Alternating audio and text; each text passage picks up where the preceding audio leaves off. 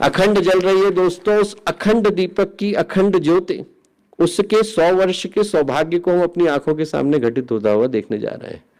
गंगा, यमुना, सरस्वती तीनों मिलते हैं तो प्रयाग बनता है। हमारे जीवन का प्रयाग आज से 2 वर्ष के बाद घटित होने वाला है। हमारे जीवन का कुंभ तो आ ही रहा है।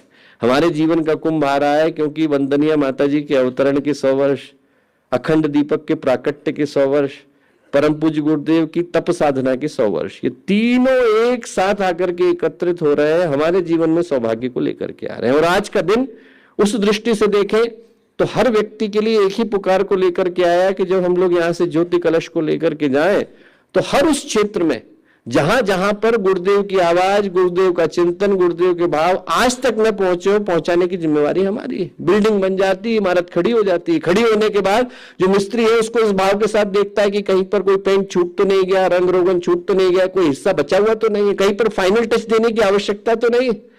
आज हमारे हिस्से में फाइनल टच देने का काम आया है। जहां जहां लगे कि गायत्री परिवार नहीं पहुंचा है, वहां वहां पर पहुंचाने की जिम्मेवारी हमारी है। हर उस जगह पर जहां पर लगे कि गुरुदेव की आवाज नहीं पहुंची है, गुरुदेव का कार्य नहीं पहुंचा है, गुरुदेव का चिंतन नहीं पहुंचा है, दोस्तों हमारे माध्यम से वो प्रवाहित होना चाहिए। जो आज का दिन है वो यही सौभाग्य, यही संकल्प, यही पुकार लेकर के आया है। ज्योति कलश यात्रा इसी भाव के साथ उत्तर प्रदेश के कोने कोने में जा रही है कि कोई क्षेत्र, कोई गली, कोई मोहल्ला, कोई हिस्सा, कोई वार्ड, कोई जिला, कोई नगर, कोई संभाग अछूता रहना नहीं चाहिए।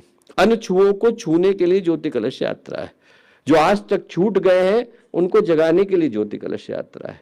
हर उस व्यक्ति के हृदय में, जिसके हृदय में गुरुदेव के लिए कुछ करने का भाव है, उसके लिए ज्योति कलश यात्रा है।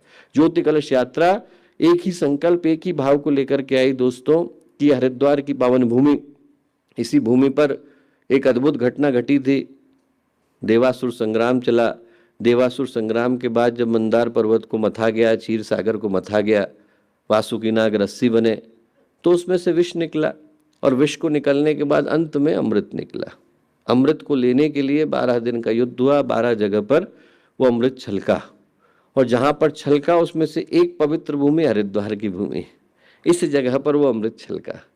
आप लोग यहाँ से ज्योति कलश को लेकर के नहीं जा रहे हैं, अमृत कलश को लेकर के जा रहे हैं। इस भाव के साथ आप लोग लेकर के जाइए कि वो अमृत जैसे छलका और जहां जहां छलका वहां वहां पर एक कुंभ की धारा बही, वैसे ही इस ज्योति कलश में से थोड़ा थोड़ा अमृत तो हर जगह पे छलकना चाहिए। जहां जहां छलके वहां से एक नया गायत्री परिवार जन्म ले, वहां पर नई भावना वाले सद्भाव